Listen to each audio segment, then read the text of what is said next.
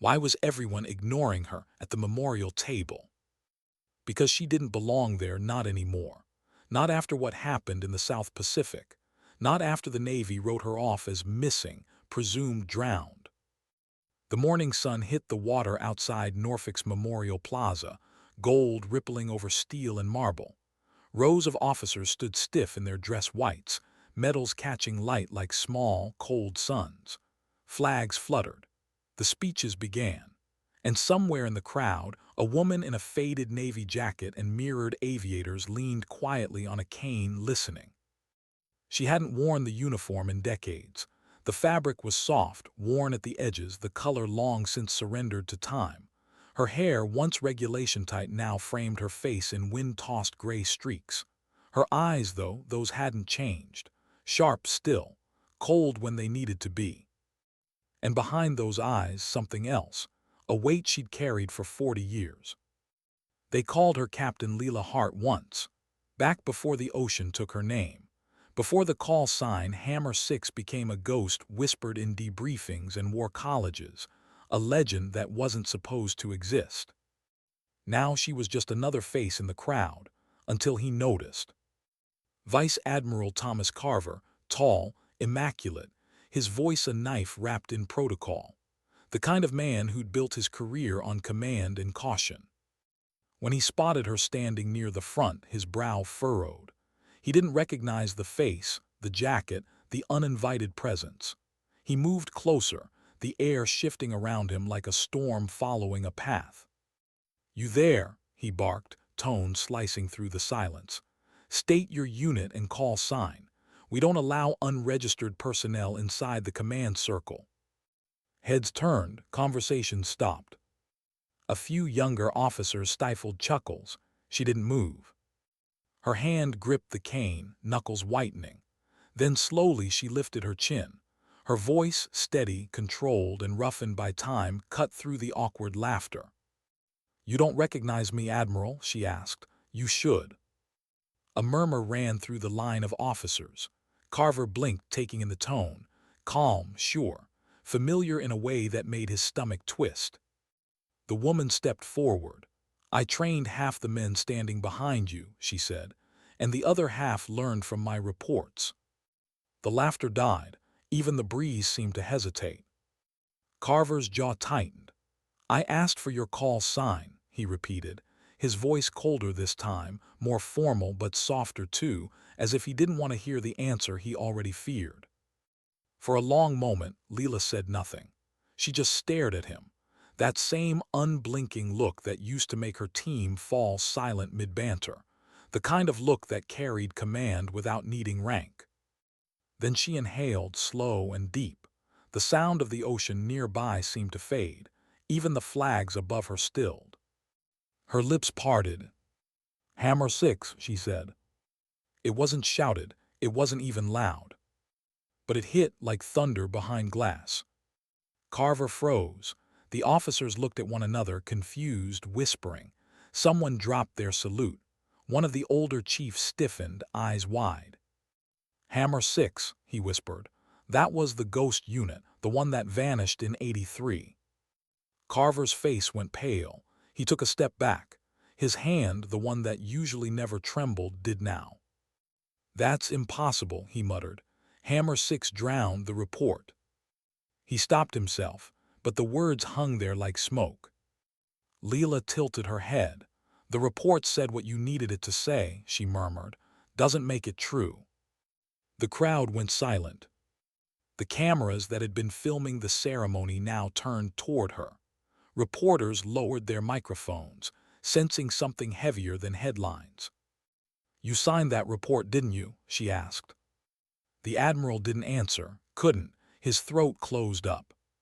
For the first time in years, he looked like a man, not a rank. Lila exhaled, steadying herself on the cane. The memories were pulling at her again, salt water, fire, men screaming through the static of a jammed comms line, the smell of burned metal, the realization, 17 days into hell, that no one was coming for them. She had stopped hopping after day 5. Stopped counting after day 10. Stopped believing after day 12. But she didn't stop fighting. "You weren't supposed to be alive," Carver whispered. "We buried you." "I noticed," she said, her voice calm. "Hell of a thing attending your own funeral." Gasps rippled through the formation. Somewhere, a junior officer tried to step forward, but the chief held him back. No one interrupted what was happening now, because this wasn't protocol. This was truth finally clawing its way to daylight. Carver's gaze dropped to the marble beneath his shoes. The reflection staring back was the man he wanted to be remembered as. He'd built his career on that mission, the one that had gone wrong, the one that no survivors had made easier to explain. And now the survivor stood in front of him, breathing, watching. Lila's voice softened. "You did what you had to do, right, Admiral? You always said that. The mission comes first." "That's what we believed too, until we realized the mission wasn't the men." The words landed like a knife, not in anger but in quiet precision. She wasn't shouting. She wasn't even accusing. She was just stating it the way truth does when it no longer needs permission. Carver looked up, eyes glistening. "You don't understand what it was like," he said. "Command, politics. If I hadn't buried that mission, the entire carrier group would have faced accountability." Lila cut in. Silence. The question didn't need an answer. She leaned forward slightly, her cane striking the marble with a hollow, rhythmic clack. Each sound echoed, measured, deliberate, like time catching up. "I left men out there," she said quietly, "good men, and they didn't die for policy. They died believing someone was coming for them." Her gaze softened, the edge fatting. "I told them to hold. That rescue was coming. I told them to trust command." Her voice broke just for a heartbeat. "That was my mistake." For the first time, Carver's composure cracked. "I thought you were gone," he said. "I thought you were dead." "You decided I was dead," she said, and there it was, not rage but grief, sharp and clean, because it made the paperwork easier. A gust of wind swept through the plaza then, rattling the flags, knocking his cap from his head. He didn't move to pick it up. Instead, he whispered, "I did what I thought was right." Lila nodded once. "So did I. The difference, Admiral, is I did it for the people beside me." Her hand trembled slightly as she adjusted her grip on the cane. The years of pain, the old fractures from crash landings and cold water survival, they still lived in her bones. But she stood straight.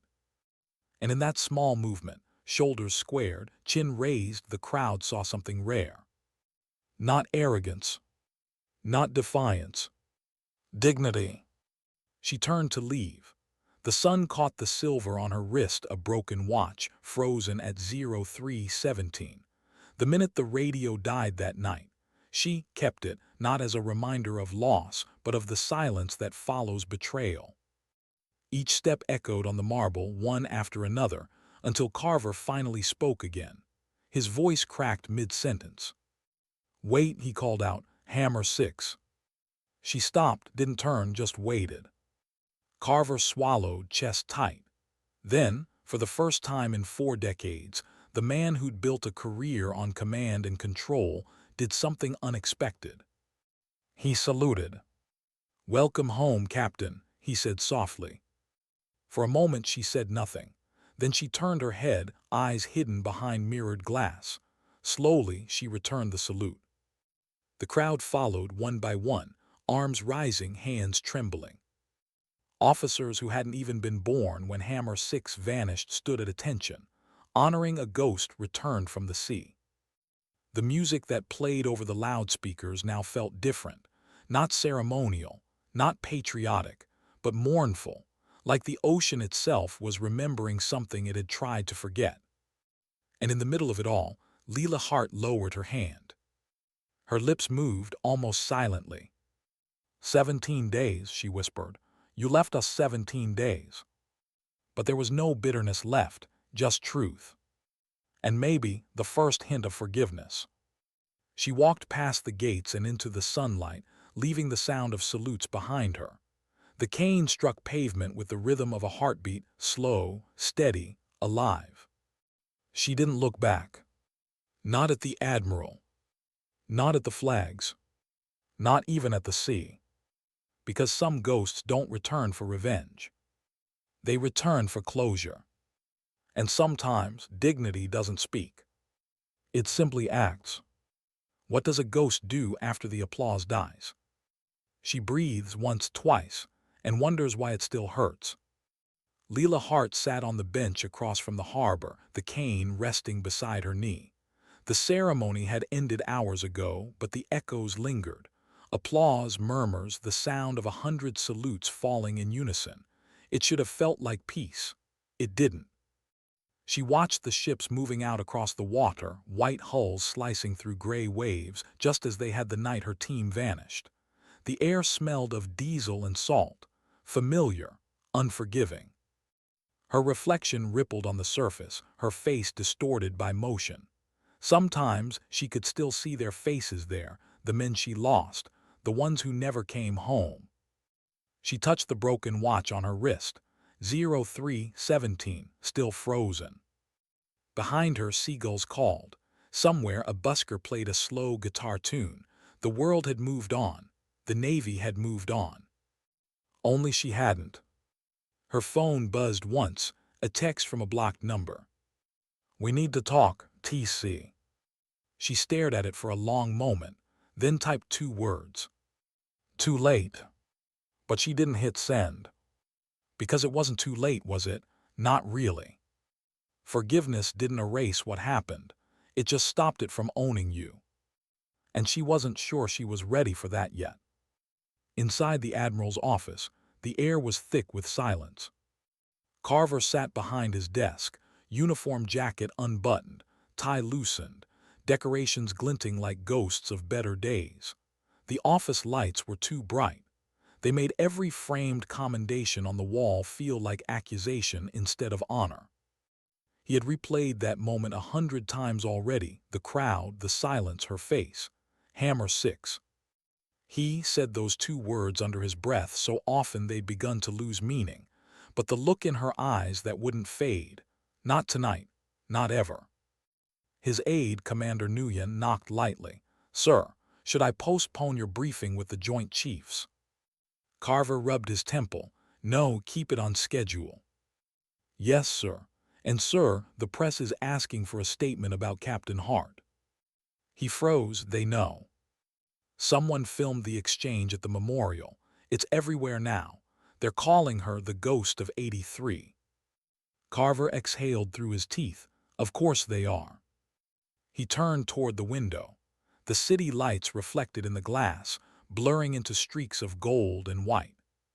He wondered what the public would think when they learned the truth, that their Navy's golden mission had been a cover-up, that 17 men died because he obeyed orders too well, and 1 woman survived because she disobeyed them. He picked up the framed photo from his desk, the 1983 task force crew, all smiles and swagger. Lila was there, third from the left, young, fierce, eyes full of fight. He'd been proud of her once, more than proud. He set the frame face down. Lila's motel room was small, anonymous, and perfectly quiet. The kind of place where no one asked names, only room numbers. She had learned to prefer it that way. On the table lay a folder, worn, water-stained, edges curled. Inside, the only surviving evidence of Operation Solace: maps, photos, radio transcripts. She carried it across continents, hidden it in fuel tanks, smuggled it through customs under a fake ID. For 40 years it had been her proof that they hadn't just disappeared, that command had cut them loose. She flipped through the pages slowly. Her voice, soft and low, could have been mistaken for a prayer. 17 days, she whispered. 17 funerals no one held. Each name she read was a wound reopened. Rodriguez, Bell, Harlow, Singh, Ando, Miles. Brothers, all of them. Men who laughed in the rain and sang off-key during night watches. She could still hear their voices, still see the flare that marked the night the rescue that never came was supposed to arrive. But memory was a cruel film. It skipped, it blurred. And somewhere in that blur she saw Carver's face, younger, determined, saying, "We'll extract you. Just hold position." She had held until the signal went dead. She leaned back, exhausted. The folder slid off the table. A photograph slipped free, her team at sea, smiling beside their battered RHIB boat, the word Hammer 6 spray-painted on the side. The edges of the photo were burned, but their eyes still shone. She wanted to throw it away. Instead, she tucked it into her jacket. Back at Fleet Command, Carver opened a locked drawer, one he hadn't touched since 1985. Inside lay a single envelope marked classified, Hammer 6. He broke the seal with a knife. Inside was a single page, a debriefing summary he'd written himself. Subject: Operation Solace. Status: complete. All personnel MIA, presumed KIA, no survivors. He had signed it in blue ink, his own handwriting steady as stone. Below it someone had scribbled a note, not his writing. Survivor reported near Atoll 57, awaiting authorization for extraction. He'd never seen that line before, or maybe he had and chose to forget. He sank back in his chair, the page trembling in his hands. Someone had tried to bring her home, the signal had reached command. And someone higher than him had shut it down. He thought he'd buried guilt, but guilt doesn't die, it waits. He turned off the lights and sat in the dark, listening to the hum of the building. Every metal on his chest felt like lead. Lila left the motel before dawn. The city was still asleep, fog drifting over the piers. She walked slow, each step echoing through the emptiness. Her destination, Pier 9, restricted access, but she knew how to bypass that. Old habits. There, anchored in the mist, was the USS Merit, an aging destroyer turned memorial ship. It was the last place her coordinates had transmitted before everything went black. She climbed aboard quietly. The deck creaked beneath her boots. She moved with the ease of someone who knew every sound of steel and salt. Below deck, the smell hit her first: oil, rust, memory. She traced a hand along the corridor walls, pausing at a hatch marked Hammer 6 OPS room. It wasn't supposed to exist, but there it was, preserved like a secret shrine. Inside, maps, communication logs, rusted coffee cups, a cracked helmet, her helmet. She picked it up, the visor still scratched from that night. The sight of it pulled her backward through time, the storm, the flash of tracer fire, Rodriguez yelling her name before the blast threw him into the sea. Her breath caught, she sank to her knees. She hadn't cried in decades. Now she did, quietly, as if apologizing for surviving. Above deck, the first light broke through the fog. The harbor began to wake. And somewhere behind her, footsteps approached. She turned, expecting security. Instead, Carver. He stood at the doorway, hands empty, eyes hollow. He looked smaller somehow, stripped of authority. For a long time, neither spoke. Finally, he said, "You were right, we got the signal. Command stopped it, not me, I thought." "You thought what?" she asked quietly.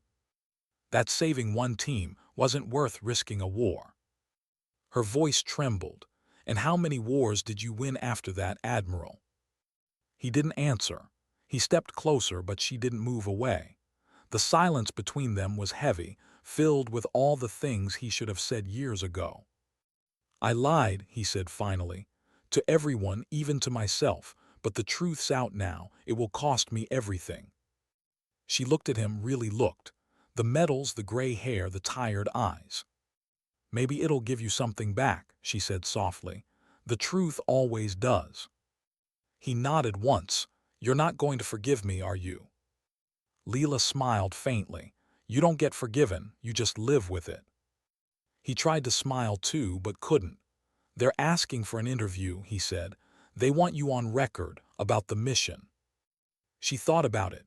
About cameras, microphones, questions. About explaining to a world that only understood victory what loss really meant.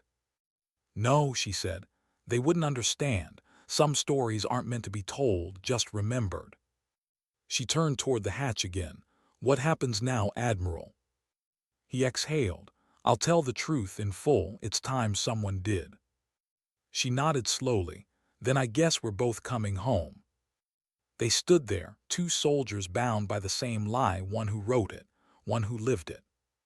Outside, the sun burned through the fog, spilling gold across the deck. The sea was calm now. And for the first time in 40 years, neither of them felt lost. Lila adjusted her jacket, the patch still faintly showing hammer 6. She tapped the broken watch once, not to fix it, but to honor the moment it had stopped. Then she looked out at the water, her voice barely a whisper. They kept us waiting 17 days, she said. Guess I can wait a few more for the truth. Carver stood beside her, silent. Not the Admiral now, just a man trying to be worthy of a salute he'd finally returned. The waves lapped gently against the hull. Somewhere far off, a ship's horn echoed low, steady, final. And in that moment, something shifted. Not forgiveness, not absolution. Just peace. Because sometimes the greatest battles aren't fought with bullets or orders. They're fought in the quiet, between guilt and grace, between the living and the ghosts who never really left. What really happened on that 17th night? No one in uniform ever asked her that, maybe because they were afraid of the answer. Lila Hart never planned to remember it, but memory isn't polite. It comes when the world goes quiet, like now, standing on the deck of the old Merit, her fingers brushing the cold steel of the railing. The metal was slick with dew. The smell of salt and rust filled her lungs, and before she knew it, the past began to rise, uninvited, unstoppable. Flashback South Pacific, 1983.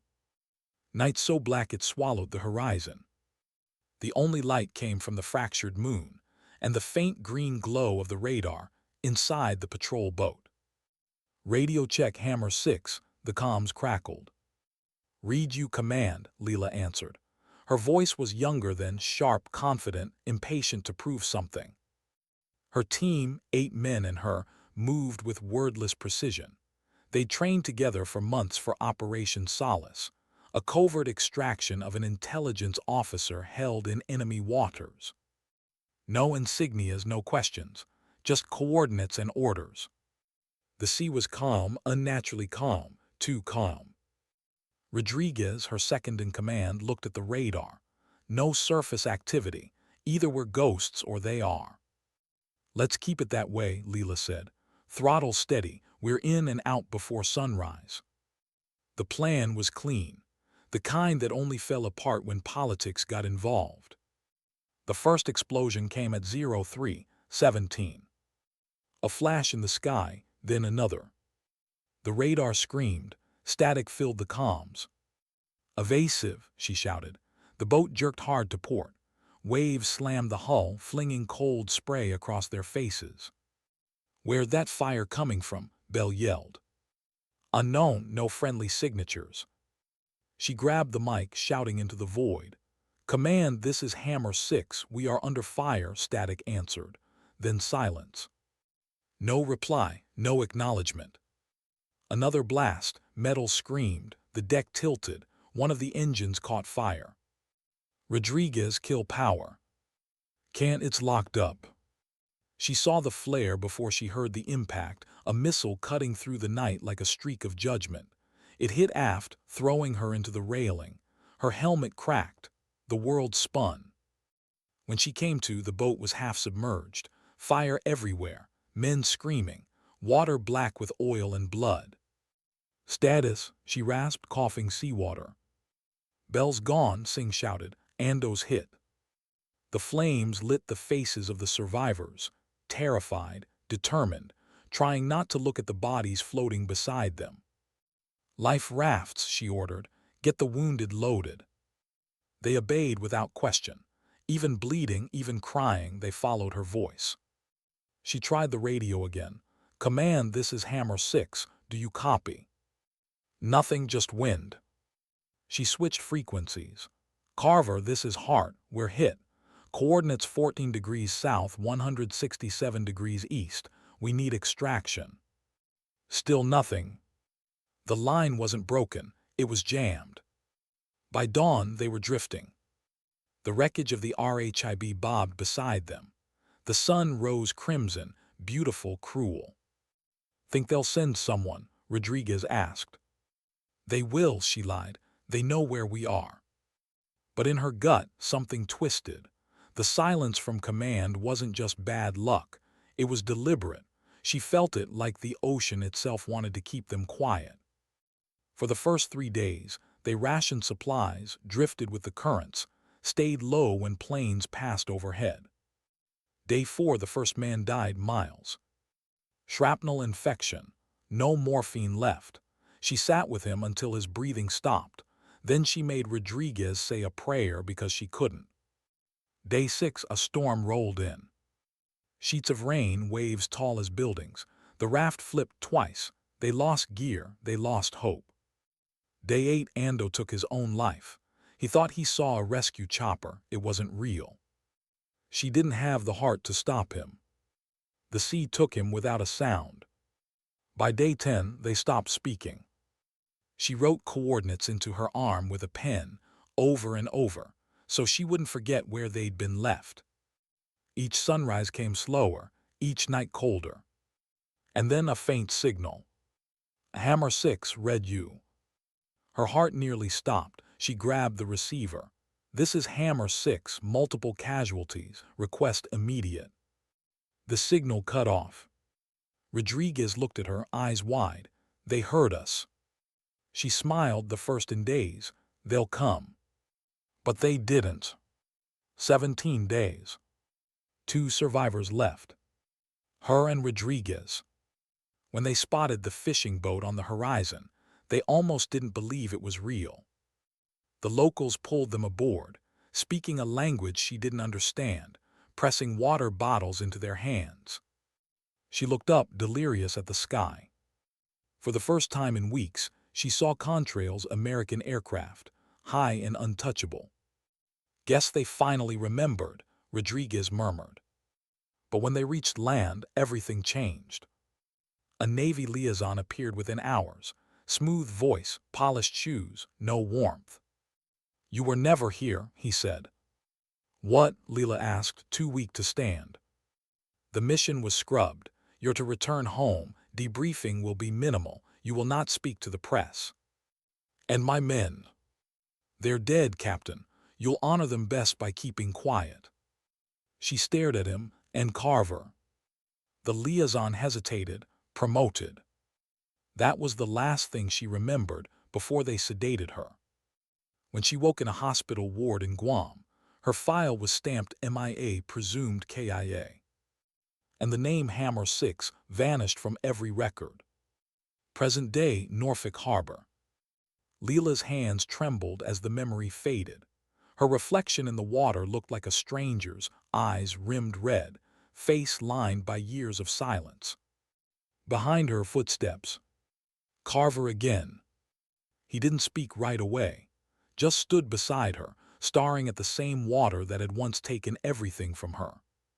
I read the full report, he said finally. The transmission logs, you did send a signal. She nodded, you jammed us. He shook his head. No, not me, someone above me. Intelligence division. They thought you'd been compromised, that extraction risked exposing a shadow op. So they left us. Yes. She closed her eyes, and you let them. He didn't deny it. I was a coward. The admission hung between them, quiet, heavy, real. For the first time, she didn't feel anger, just exhaustion. I buried Rodriguez myself, she whispered. In the shallows, no flag, no prayer, just salt water and silence. You ever think about that when you gave speeches? He looked down every time. She studied him for a long moment. Then maybe there's still something left in you worth saving. Carver turned to face her. There's a hearing tomorrow, internal review. They'll dig up everything. Your mission, my report. I want you there. She hesitated. To do what? To tell them what really happened. Lila laughed softly. They won't believe it. Then make them. The wind whipped her hair, gray strands catching the light. For the first time, he saw not the soldier he'd betrayed, but the commander he'd once admired. "I thought you died out there," he said quietly. "I did," she said. "The ocean just forgot to keep me." They stood there side by side, watching the sun climb higher. The sea that had swallowed her now glimmered like glass. Neither spoke again. They didn't need to. Because truth, once spoken, doesn't echo. It settles. That night Lila couldn't sleep. She sat by the motel window, writing names on a notepad, the names of her men, one by one, each a weight lifted by ink. Outside, distant thunder rolled over the bay. Rain began to fall, tapping the glass. She whispered softly, 17 days, boys. Tomorrow they'll finally hear you." Her reflection in the glass smiled faintly. Not peace yet, but close. And somewhere deep inside her, the ocean finally went quiet. What happens when the truth finally has a microphone? Some people listen. Most flinch. The courtroom wasn't a courtroom, not officially. It was a Navy conference hall repurposed overnight. Rows of officers sat in pressed uniforms, their ribbons gleaming like armor against accountability. At the front, under a blue banner that read Board of Inquiry Operation Solace, sat 5 admirals. Lila Hart stood before them, no uniform, no medals, no rank. Just a plain black jacket, her broken watch still strapped to her wrist. The microphone on the table was too close. Every breath she took echoed through the speakers. Carver sat a few rows back. He wasn't in command anymore. Not after the leak. Not after the video of him saluting her had gone viral. Now, the same officers who used to stand when he entered barely looked his way. But Lila, the ghost of '83, she held the room. The presiding officer cleared his throat. "Captain Hart, this proceeding is to determine the validity of your claims regarding Operation Solace and whether protocol failures led to the deaths of your team. You understand you're under oath." "I've been under something worse," she said softly. "Oath's fine." A few quiet laughs rippled through the press section, quickly silenced. The Admiral continued, "You may begin your statement." Lila glanced at the audience, journalists, Navy personnel, even civilians watching from the back. She felt the weight of decades pressing on her shoulders. Not fear, just the awareness that truth, once spoken, could never be taken back. She leaned into the mic. "We weren't ghosts, we were abandoned." The sentence landed like a detonator. Conversations died, pens froze mid-note. She let the silence stretch before speaking again. 17 days. That's how long my team waited for a rescue that never came. We had orders, we had coordinates, we did everything by the book, and still no one came. One of the board members, Rear Admiral Fenn, folded his hands. "Captain, you're implying direct negligence by command." "I'm not implying," she said. "I'm remembering." Another admiral, younger, skeptical, leaned forward. "Captain Hart, the records indicate your team went dark due to a communication malfunction. No rescue could be authorized without confirmation." Her jaw tightened. "We sent confirmation. Multiple times our signal was received, jammed intentionally." "By whom?" She looked at Carver briefly, but enough for everyone to follow her gaze. The room murmured, cameras clicked. Carver didn't look away. His eyes, hollow from sleepless nights, met hers with quiet acknowledgement. He'd already told the truth privately.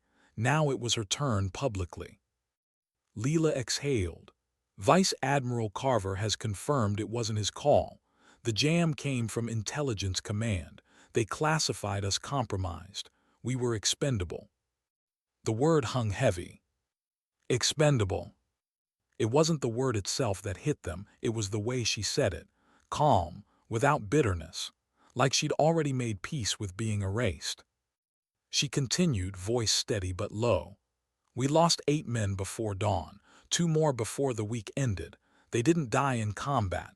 They died waiting for people who already decided we weren't worth saving. Her hands trembled, but she didn't hide it. The microphone caught every pause, every shallow breath. "I'm not here for revenge," she said. "I'm here so their names stop being footnotes in someone else's report." She pulled a small, weathered notebook from her pocket, the one she'd carried since the rescue. "I wrote them down," she said. "All of them. Bell, Singh, Ando, Miles, Rodriguez." Her voice broke on the last name. Men who believed the Navy would never leave its own behind. Carver looked down. His throat burned. He wanted to stand, to say something, anything. But what defense exists against truth spoken like scripture? The board chair cleared his throat again. "Captain Hart, do you have any documentation to support your claim?" She smiled faintly. "Documentation? No, we weren't supposed to exist, but I brought something better." She turned to the side door. 2 Marines entered, carrying a metal box, corroded, dented, the Navy seal barely visible. They set it on the table before her. She unlocked it with trembling hands. Inside, fragments of a radio, soaked mission logs, and a burned photograph. "This was recovered from the wreckage," she said. "From the South Pacific, that's our call sign, Hammer 6. One of the admirals leaned forward, studying it. "Where did you find this?" She looked up, eyes sharp. "Where you left us." The room went silent. Outside, the media had turned the hearing into spectacle. Cameras lined the gates. Headlines ran live. "Ghost of 83 breaks silence. Hammer 6 speaks. Admiral Carver faces reckoning." Reporters shouted questions as Lila stepped out for recess. "Captain, are you accusing the Navy of a cover-up? Do you plan to sue? Are you still loyal to the service after what they did?" She stopped at the top of the steps, the sun bright against her face. Loyalty, the word still meant something to her, just not what it used to. "I'm loyal," she said, her voice carrying above the noise. "To the people who served, not the ones who forgot them." The crowd fell silent, then erupted with questions, but she was already walking away. Carver caught up with her by the courtyard fountain. "They're going to crucify you," he said quietly. "Not the first time," she replied. "You didn't have to protect me in there," he said. "You could have told them I signed the report." "I didn't protect you," she said, turning toward him. "I told the truth. You did sign it, but you weren't the one who buried us. That decision came from higher." He frowned. "And you know who?" Her expression darkened. "Not yet, but I will." He could tell by the way she said it that she meant it. He'd seen that look before, back when she was 29, standing in the rain, ordering men to move while shrapnel fell from the sky. "Lila," he began, but she cut him off. I'm not doing this for you, or them. I just want the record clean before I'm gone." He hesitated. "You're not dying." She smiled faintly. "Everyone's dying, Admiral. Some of us just finish earlier." That night her testimony aired worldwide. The footage showed her standing tall, her voice calm, her words devastating. The image of her hand on the rusted radio became iconic within hours. The internet dubbed it the silence that spoke. But inside the Pentagon, silence of another kind was building, the kind that precedes panic. A task force convened, names redacted, orders whispered. Someone wanted her story contained. Carver got the call at midnight. A voice he didn't recognize. "Admiral, a word of advice. Stay away from Captain Hart. She's bringing down more than ghosts." Then the line went dead. He stared at the phone, dread rising like tidewater. He knew that tone. He'd used it himself once, the quiet voice of institutional warning. He grabbed his coat and keys.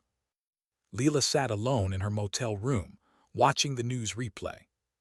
Her own voice filled the screen. "We weren't ghosts, we were abandoned." She turned off the TV. On the table lay the photograph of her team. She traced each face with a trembling finger, whispering their names like a benediction. A knock at the door. She froze. 3 knocks, pause, then 2 more. A pattern only her old team used. She rose slowly, every instinct awake. She opened the door a crack and stopped breathing. A man stood there. Gray hair, sun-creased skin, eyes she knew better than her own reflection. "Rodriguez," she whispered. He smiled, faint, ghost-like. "Took you long enough, Hammer 6. The world tilted. Carver pulled into the motel parking lot just as lights flickered in Lila's room.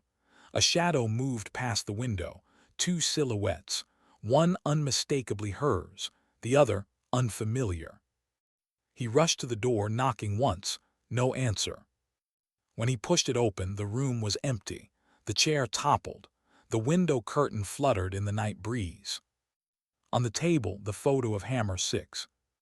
And beside it, her broken watch. Still stopped at 03:17. Carver's hand shook as he picked it up. He whispered her call sign like a prayer. "Hammer 6, what have you done?" Outside in the distance, a car engine roared to life. Tires screeched. Then silence again, the kind that tastes like warning. He looked out into the night, realization dawning. She wasn't done telling the story. She was hunting the ones who buried it. And this time, she wasn't waiting 17 days. Because truth doesn't rest when it's buried. It digs. It claws. It finds the air again. And when it does, no rank, no command, no oath can stop it. How do you fight ghosts when you are one? Lila Hart had asked herself that question 1,000 times. But now, standing in the dim glow of a gas station miles outside Norfolk, watching Rodriguez pour coffee like it was any normal night, she didn't know what to feel. Relief, guilt, or disbelief that the dead could still bleed. "You look like you've seen a ghost," he said, half smiling. She stared at him, eyes glistening. "I did, 17 days worth." He chuckled softly, but there was no humor in it. His hands shook slightly, old scars along his knuckles, a faint limp in his step. "Been keeping low. Papua New Guinea. Didn't think the Navy wanted to see me." "They didn't," she said. "They buried us both. I read every file, no mention, no trace, no graves." "Then why stir it up now, Lila?" He looked at her, the warmth fading. "You survived. You could have stayed quiet, let them rot in their offices." She sipped her coffee, eyes distant. "Because they left our men behind, and someone signed the order. Someone decided we were expendable. I can't let that go." Rodriguez sighed. Still the same captain, always looking for a fight with ghosts. She looked up at him. "You're one of them." He smiled, but there was a flicker of something else there. Pain, regret, maybe fear. Back in Norfolk, Carver sat in his dark office, the city lights bleeding through half-closed blinds. The phone rang again, the same unlisted number as the night before. He didn't answer. The ringing stopped, then his cell buzzed, a text. "Your ghost isn't alone. Keep out of it, Carver." He clenched his jaw. Whoever they were, they knew. And if Lila was with Rodriguez, she was walking into danger she didn't even know existed. He opened his laptop, logging into an encrypted archive only accessible to flag-level officers. His clearance still worked for now. He typed Operation Solace Abandon Authorization. The screen blinked, Access DENIED. Then a message appeared, Security Flag DETECTED, Contact Supervisor. He sat back. "They're watching," he muttered. He had only one option left, find her before they did. Lila and Rodriguez drove through the night in an old Ford pickup, borrowed, untraceable. The hum of the tires filled the silence between them. "Where are we headed?" Rodriguez finally asked. She unfolded a weathered map on her lap. "Langley, the Defense Archives. There's a classified division, Cold Operations. That's where the Solace files ended up." He gave a low whistle. "You plan to just walk into the lion's den?" "Not walk," she said, "sneak." He laughed softly. "God, I miss this. You still sound like my co." She glanced at him. "You still sound like you don't know when to shut up." They shared a small smile. For a moment it almost felt like before, the way they'd rib each other between storms. But under it, tension brewed. She hadn't asked how he'd survived. He hadn't offered. Outside, lightning flashed over the highway, illuminating their faces in brief silver flickers. Two soldiers out of time, driving toward the same machine that had erased them. They parked a mile from Langley's perimeter fence just before dawn. The air was thick with mist, the ground wet beneath their boots. Rodriguez checked his watch. "You sure about this?" She gave him a look. "When was I ever not?" They moved through the trees, silent as ghosts. Lila's body still ached from old injuries, ribs that never healed right, a leg that throbbed with every step. But the pain grounded her, reminded her she was still alive. They reached the fence. Rodriguez clipped a small transmitter to the lock. A click, a spark. The gate swung open. Inside the compound loomed sterile buildings, floodlights, cameras. Lila's voice dropped to a whisper. "Records are in sub-level 2, cold ops section. We get in, copy the files, and disappear." He nodded, "Just like old times." "Except this time," she said, "our enemy wears suits." Back in the city, Carver's car screeched to a stop outside the same gas station. Lila and Rodriguez had left hours earlier. The clerk pointed east. They took the old highway, looked in a hurry. Carver exhaled. Of course they did. He called an old contact, Rear Admiral Fenn, one of the board members from the hearing. "Fenn, it's Carver. They're going after the Solace files." Silence. Then, "You shouldn't be saying this on an open line." "I'm not asking permission. I'm asking if you know who issued the abandon order." Another pause. "Carver, that signature's redacted by Division 47. You know what that means?" Carver felt his stomach drop. Division 47. Black budget, off books.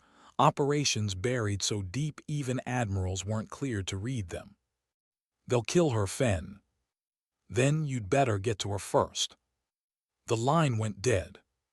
Carver started the engine. "God help me," he muttered. "I'm doing it again."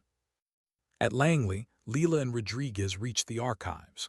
The hallway smelled of dust and ozone, the hum of fluorescent lights filling the air. They swiped a stolen keycard. A green light flashed, the door unlocked.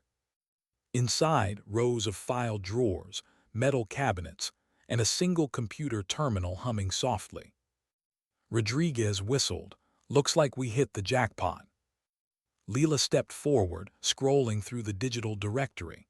Her eyes darted across the screen. Operation Solace classified, EYES only. She entered the old access code, burned into her memory. The file opened. Her breath caught. There it was, a scanned directive stamped Division 47, abandonment order. Issued March 17, 1983. Authorized by Vice Director Eleanor Voss. She stared at the name. "Voss," she whispered. "She was intelligence director during the Cold War." Rodriguez leaned in. "She's dead now, right?" "No," Lila said. "Retired. Lives in D.C. She still sits on defense boards." He exhaled slowly. "So what's the plan?" She copied the files to a drive, pocketed it, and turned. "We knock on her door." Before he could respond, the lights flickered. Then red emergency glow, sirens blared. "Security breach," a voice echoed through the hall. "Sub-level 2, lockdown initiated." "Move," Lila shouted. They bolted through the corridor. Doors sealed behind them with metallic thuds.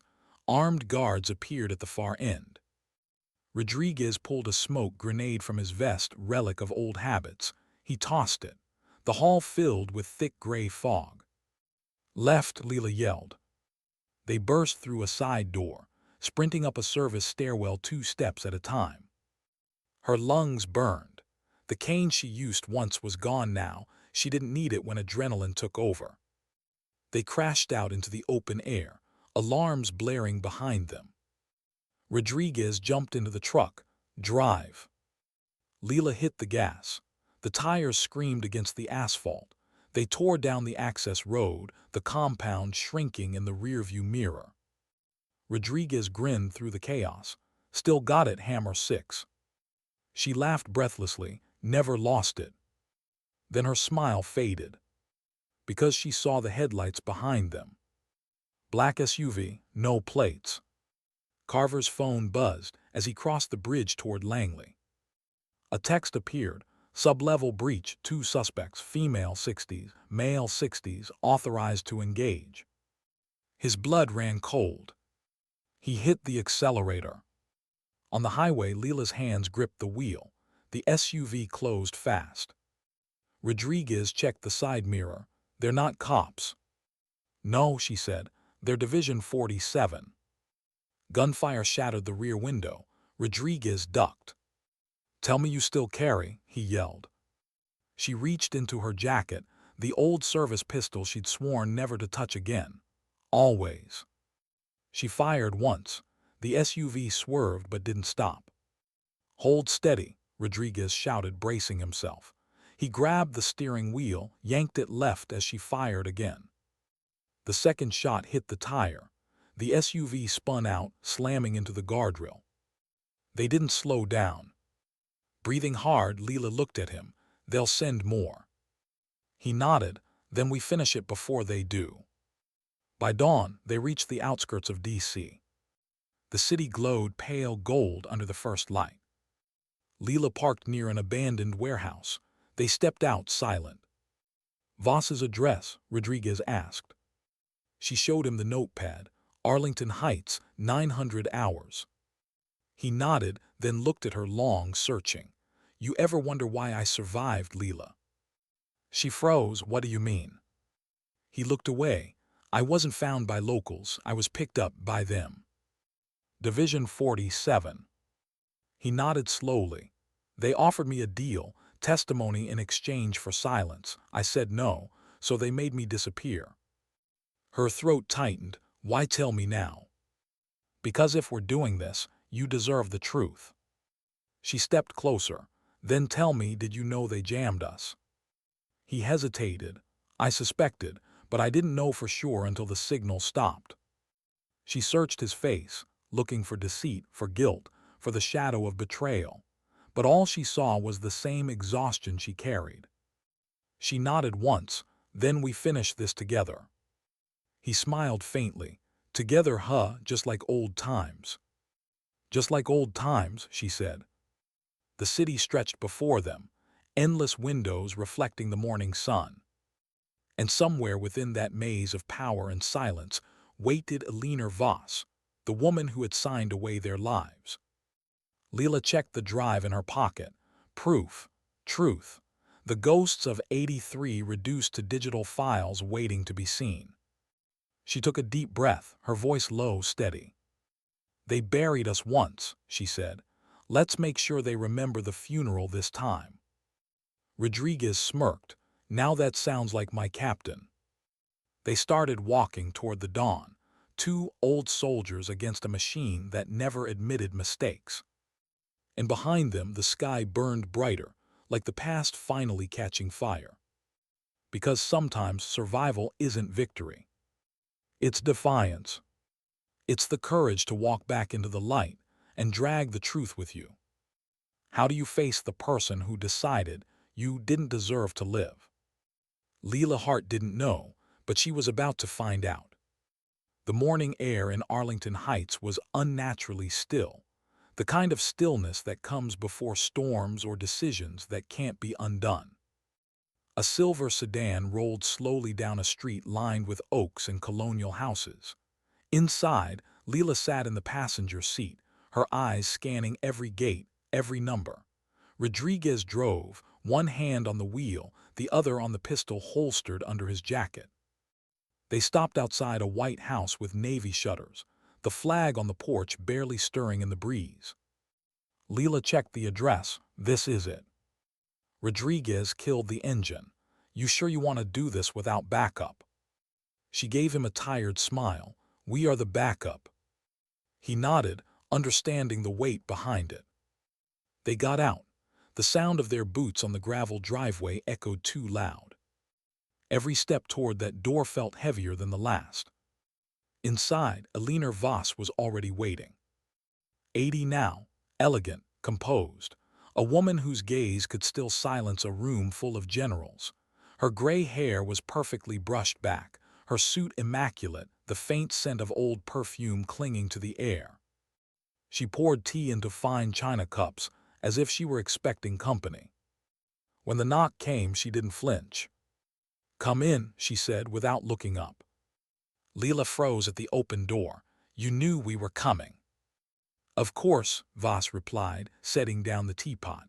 "Old ghosts always find their way home eventually." Lila stepped inside, the air thick with the scent of lemon polish and power. Rodriguez followed, closing the door behind them. "You're a hard woman to find," Lila said. "That's the point of retirement," Voss said with a faint smile. "Sit down, Captain Hart." "I'm not your captain," Lila replied. Voss looked up, her eyes sharp, assessing. "No, you're something rarer, a survivor." The word didn't sound like praise. It sounded like an accusation. Lila didn't sit. Neither did Rodriguez. "You signed it," Lila said. "The abandoned order, Operation Solace." Voss nodded, unflinching. "Yes." No denial, no hesitation. "Why?" Voss leaned back, folding her hands. "Because intelligence indicated your position was compromised. Our analysts believed the enemy had intercepted your signal. A rescue would have risked exposure of deeper operations in the region. If we'd gone in, we could have triggered a conflict that killed thousands." "So you sacrificed 9, Lila said coldly. 8, Voss corrected. "You survived." Lila's hand twitched. Rodriguez stepped slightly forward, his tone low. "You left us to die because it was convenient." Voss turned to him. "You think I slept well after signing that order, Sergeant? I made a choice. I made hundreds like it. That's what command is." "Command," Lila snapped. "Command doesn't mean playing God." Voss's gaze didn't waver. "It means exactly that. Someone always decides who lives and who doesn't. You think wars are won by idealists. No, they're won by those who can bear the weight of necessity." Lila's voice dropped to a whisper. "You killed honor for efficiency." Voss tilted her head. "And you killed 9 men with your stubbornness. You should have pulled out when comms failed." The words hit harder than any bullet. Lila felt her breath falter. Rodriguez stepped between them. "That's not on her." But Lila raised a hand to stop him. "No, she's right about one thing. I gave the order to hold position. I believed they'd come for us." Her voice broke. "I believed you would." Voss's expression softened, but only slightly. "Belief is a luxury, Captain. The world doesn't run on faith. It runs on decisions." Lila leaned forward, eyes like steel. "Then let's make one now. You're going to tell the world what you did." Voss gave a small, almost pitying smile. "You think the world cares? You think after 40 years anyone still believes in redemption? They want stories, not truth." "Then they'll get both," Lila said, pulling the flash drive from her pocket and setting it on the table. Voss's gaze flicked to it. "You stole classified data. You know that's a federal crime." "So is murder," Rodriguez said quietly. Voss regarded him, then sighed. "I'm not your villain, Captain. I was your shield. You just never saw what I was protecting you from." "Enlighten me," Lila said. Voss poured herself a cup of tea. "Operation Solace wasn't what you thought. You weren't rescuing an officer. You were extracting a double agent who had already flipped. The mission was compromised before you left port. If I hadn't buried it, every soldier on that carrier group would have been hunted by foreign intelligence for decades." Lila's voice was barely a whisper. "So you erased us to erase your mistake." Voss's eyes flashed. "I preserved the Navy, the Republic. You were a necessary casualty." Lila's grip tightened around the cane she hadn't needed in weeks. The air seemed to vibrate with tension.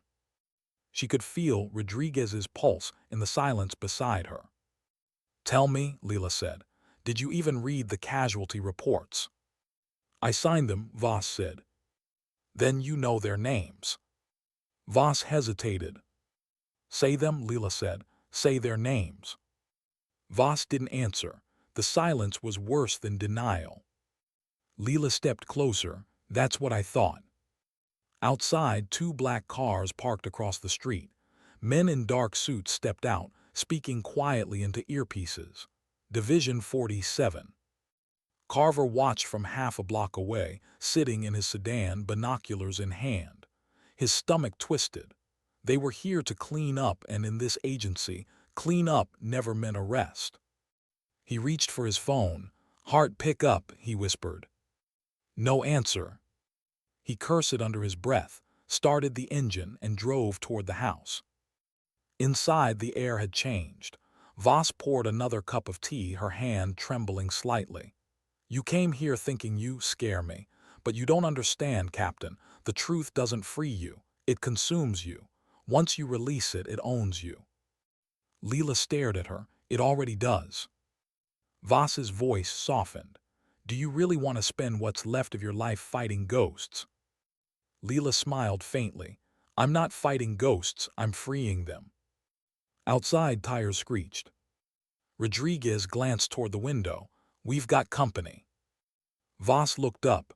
"You shouldn't have come here," she said quietly. Lila turned toward the door, hand on her weapon. "You shouldn't have left us there."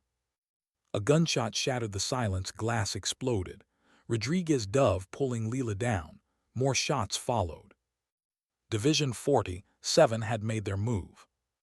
Carver's voice shouted from the porch, "Heart, move." Lila looked up stunned. "Carver." He fired back at the black cars, covering them. "You two out the back now." Rodriguez grabbed the flash drive off the table. "Got it." Lila turned once more toward Voss. The older woman hadn't moved. "You think they'll protect you," Lila said. Voss gave a weary smile. "No, Captain, they're not here for me. They're here for you." Lila froze. "What?" Before she could react, Voss pressed a small device under the table, a panic beacon. Red light. A shrill alarm filled the house. "Run!" Carver shouted again. They did. They burst through the back door into the garden, bullets tearing through the hedges. Carver's car skidded into the alley behind them. He threw the door open. "Get in." Rodriguez climbed in first, dragging Lila after him. She slammed the door. "You're supposed to be retired, Admiral." He gunned the engine. "Guess I flunked retirement." The car tore down the narrow street, gunfire fatting behind them.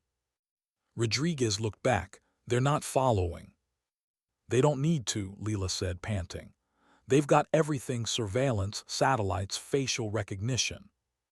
Carver nodded grimly. "Then we don't stop." Lila clutched the flash drive in her hand. "She said we were protecting a double agent. That's why they buried it." Carver's jaw tightened. "That's what she wants you to believe. Division 47's been rewriting operations for decades. You're holding proof they went off book, that they executed missions without oversight. That's not protection. That's power." Rodriguez swore under his breath. "So we go public." Carver shook his head. "They'll kill the story before it airs. You need somewhere they can't reach you." Lila stared out the window, the city passing in a blur. "There's nowhere like that." He glanced at her. "There is one place." She turned. "Where?" "The one place they buried your truth. The Navy archives in D.C. We get that file authenticated. It becomes official record. They can't erase an active record without notice." Rodriguez grinned. "You really think we'll make it that far?" Carver smiled grimly. "You survived 17 days in enemy waters. You'll make it another night." Back at Voss's house, the black cars were gone. The Division 47 team had vanished as quietly as they'd arrived. Inside, Alina Voss sat alone. hands trembling as she looked at the broken teacup on the floor. She whispered to herself, "You think you're free, Captain Hart, but truth isn't freedom. It's a weapon, and sooner or later someone always pulls the trigger." She looked at the shattered window, the fatting smoke outside. For the first time in years, her hands shook. Not from fear. From something colder. Regret. As night fell, Lila, Rodriguez, and Carver drove toward D.C., 3 soldiers bound by the same wound, heading straight into the storm that began 40 years ago. Lila stared at the flash drive resting in her palm, a piece of metal and plastic carrying the weight of 9 lost souls. Her voice, low and steady, broke the silence. "They think the truth is a threat," she said. "They're right." Rodriguez looked at her. "And what if it kills us?" She turned toward him, eyes glinting in the dark. "Then we finally stop running." Carver said nothing. He just drove, the headlights cutting through the rain like a path toward judgment. Because some wars don't end when the shooting stops. They end when someone finally dares to say what really happened. And sometimes the battlefield isn't a place. It's a truth no one wanted to see until it was too late. What does the truth cost when you've already lost everything? For Lila Hart, it wasn't her life she was risking anymore. It was the peace she'd fought decades to build. The rain hadn't stopped since they left Arlington. Sheets of water poured across the windshield as Carver drove through the empty streets of D.C. The night glowed in fractured reflections. Red brake lights, wet asphalt, the faint glimmer of the Capitol dome in the distance. Inside the car, silence hung thick. Rodriguez sat in the back, pistol resting across his thigh. Lila sat up front, her hands folded over the small flash drive like it was a living thing. The air smelled of wet leather and adrenaline. Carver finally broke the silence. "Once we're inside, we'll have 5 minutes tops before Division 47 locks down every terminal."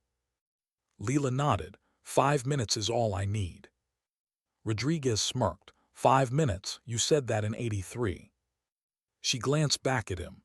"Yeah, and we both know how that went." He laughed under his breath. "Fair point."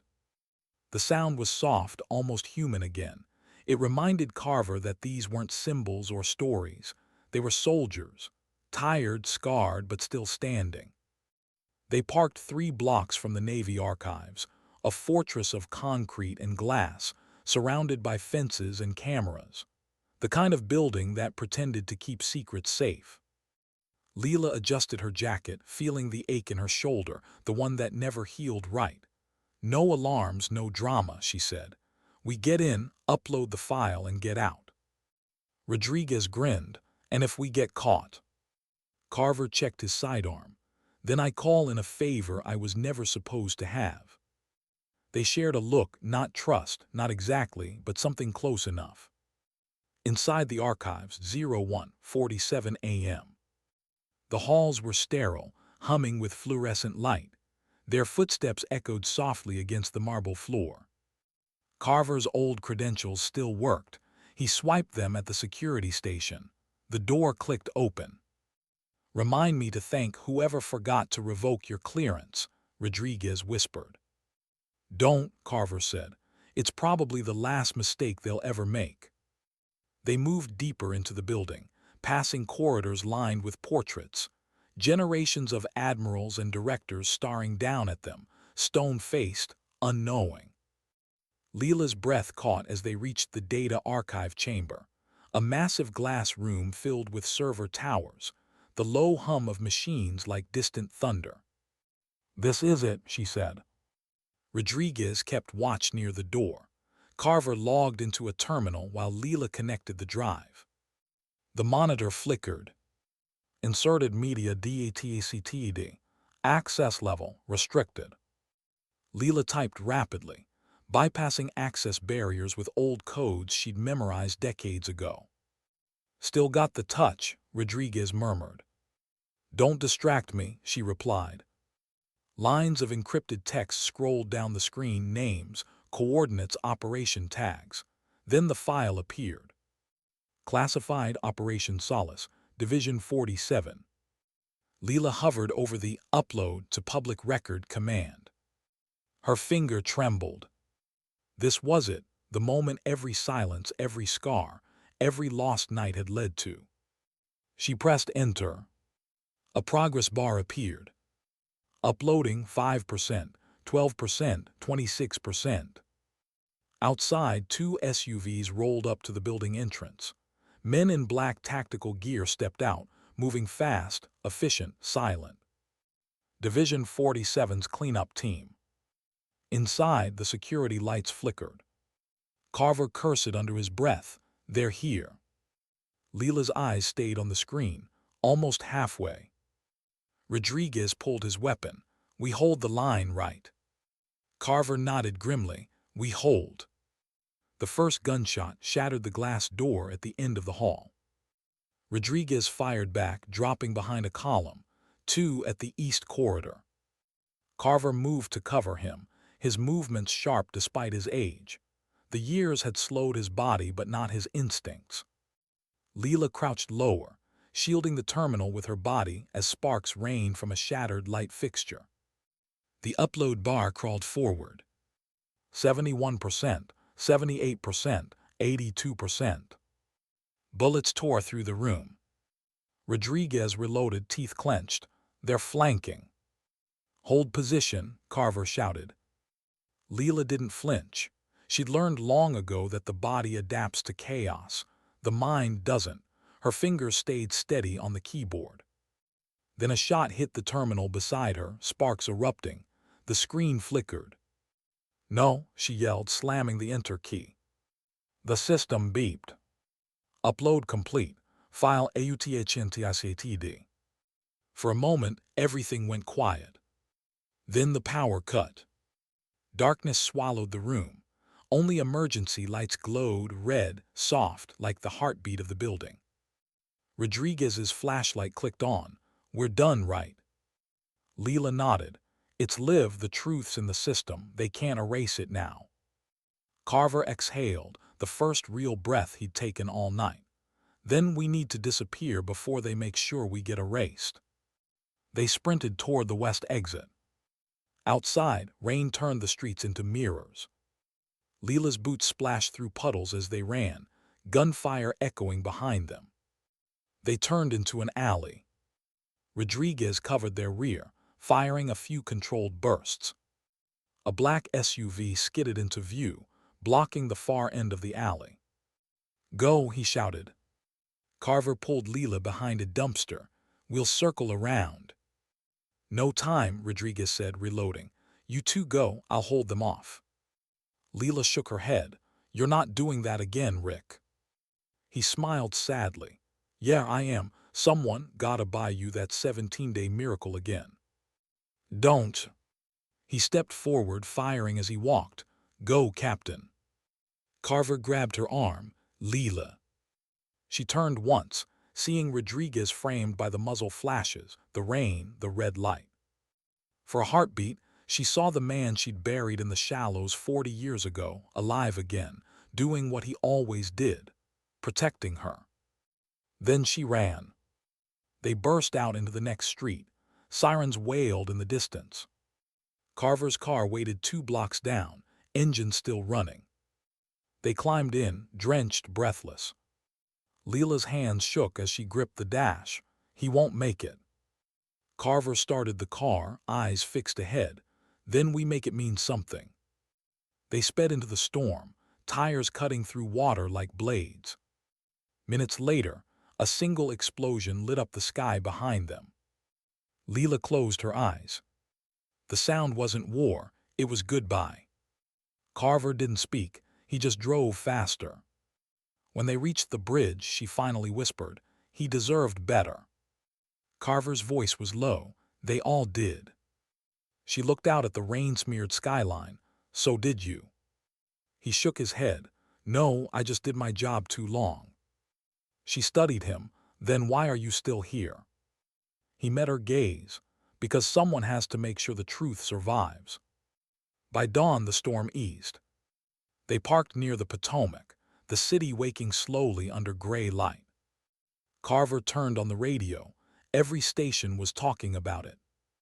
Classified files leaked overnight to multiple networks. Navy records confirmed the existence of Operation Solace, a mission long denied. Officials are declining comment as new evidence surfaces, suggesting a cover-up dating back 4 decades. Lila closed her eyes, listening. It was done. The silence was finally broken. Carver looked at her. You did it. She shook her head. We did. He smiled faintly. What now? Lila looked at the horizon, the sun bleeding pale gold over the river. Now, she said softly, they have to live with the truth, same as we did. Hours later, while the news flooded every network, Division 47 scrambled to contain the fallout. Eleanor Voss resigned from every advisory position.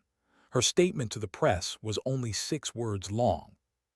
History corrects itself, one ghost at a time. Carver was summoned to testify before Congress. He went willingly. Lila didn't.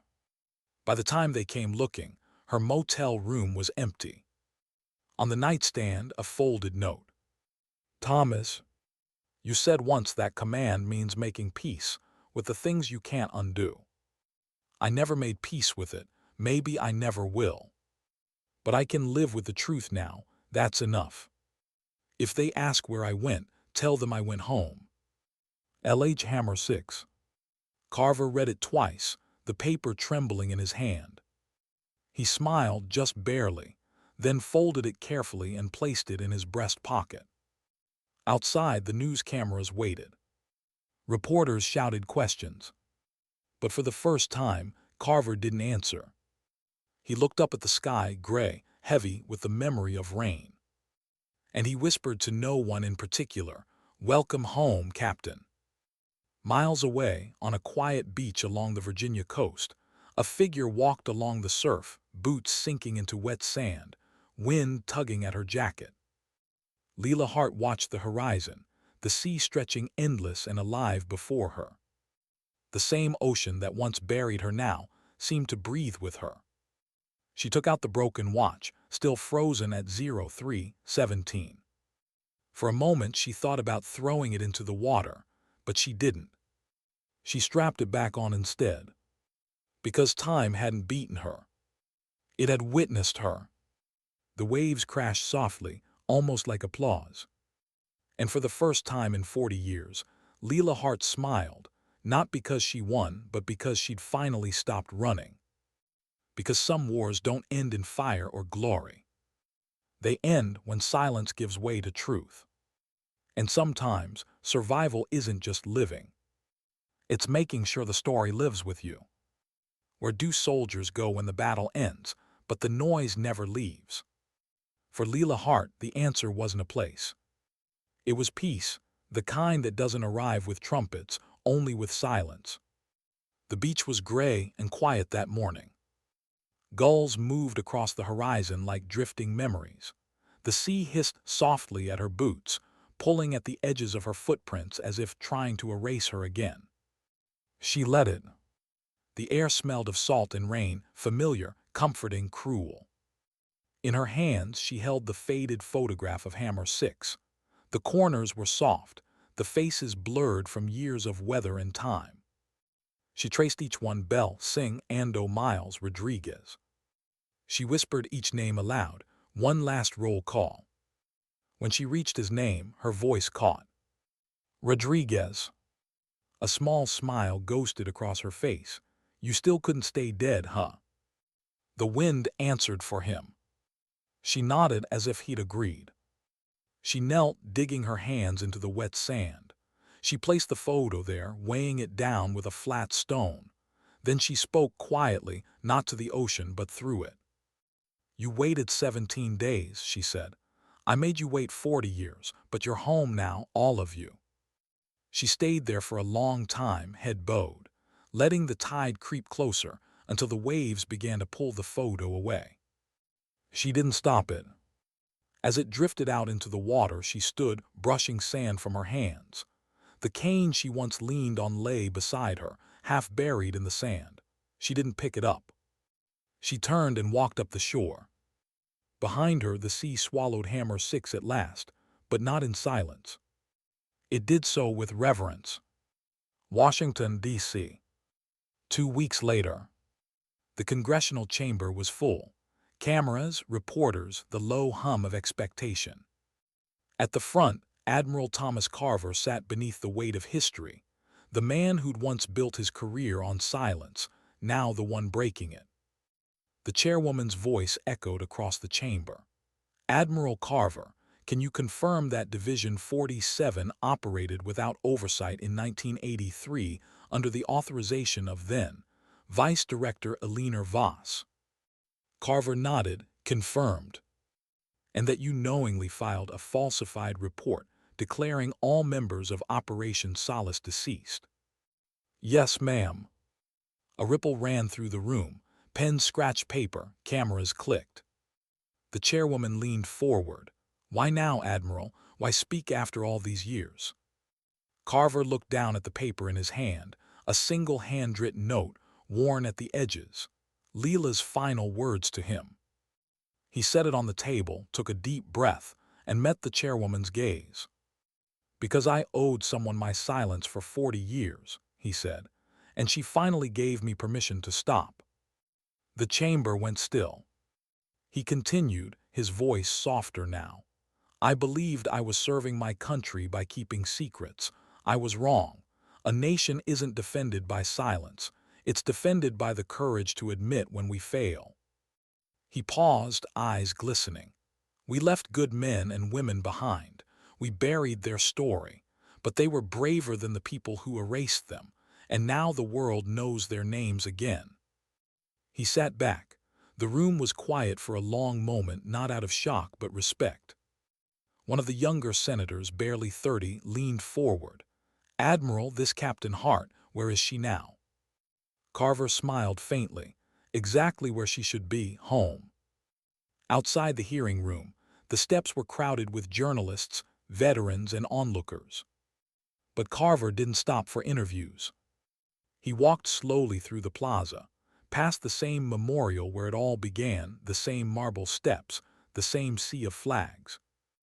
At the center, he paused before a new addition, a bronze plaque engraved with the names of Hammer 6. He ran his hand across the cold metal. Among them, Captain Lila Hart. He chuckled softly. You really didn't want the spotlight, did you? A voice beside him said, she never did. Carver turned. A young female lieutenant stood there, crisp uniform, eyes sharp. She saluted him. Sir, I served under Captain Hart's training program last year. She taught us before she disappeared. Carver raised an eyebrow. Disappeared. The lieutenant nodded. She was consulting for the Navy's Survival and Recovery Unit. Said she was taking a personal assignment. Left 2 weeks ago. Didn't file a return order. Carver smiled. That sounds like her. The lieutenant hesitated. Was it true, sir, what she did? He looked back at the plaque, the sunlight glinting across the engraved letters. Yes, he said quietly, every word. The lieutenant saluted again, tears bright in her eyes. Then she'll never be forgotten. Carver returned the salute. She never wanted to be remembered, just understood. That night Carver sat by the Potomac, the city lights shimmering across the water.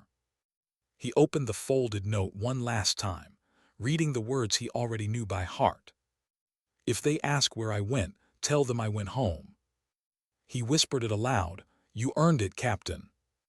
Then he closed his eyes and listened, the sound of distant waves against stone, the echo of a salute carried by wind. For the first time since 1983, he felt peace. Not forgiveness, just peace. Elsewhere, the northern coastline. The cabin was small, tucked between cliffs and forest, the kind of place no one found by accident. Smoke curled lazily from the chimney.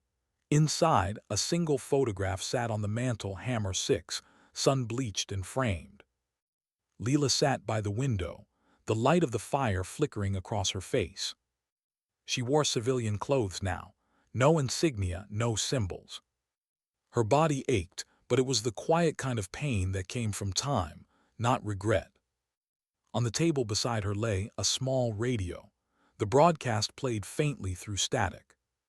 Today, the Navy formally recognized Operation Solace as an official mission. The fallen members of Hammer 6 have been posthumously awarded the Silver Star. She smiled. It wasn't glory, it wasn't enough, but it was something.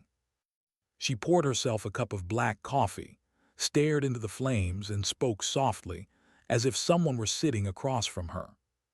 "You hear that, boys? They finally said your names."